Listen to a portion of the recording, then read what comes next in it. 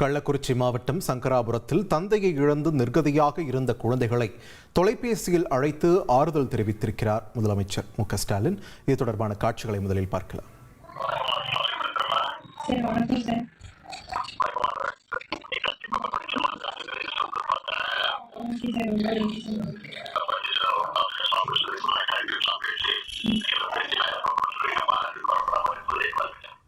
தொடர்ந்து கூடுதல் விவரங்களை வழங்க இணைகிறார் எமது செய்தியாளர் ரமேஷ். Over to you. விரிவா பதிவு பண்ணுங்க. சங்கராபுரத்தை சேர்ந்த 4 குழந்தைகளை தொலைபேசி மூலம் அழைத்து முதலமைச்சர் மு.க.ஸ்டாலின் ஆறுதல் தெரிவித்திருக்கிறார்.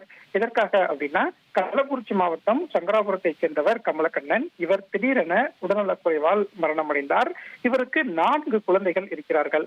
ஆனால் தந்தையின் இறுதி சடங்குக்கு பணம் இல்லாமல் இந்த 4 குழந்தைகளுமே பரிதவித்து வந்திருக்கிறாங்க.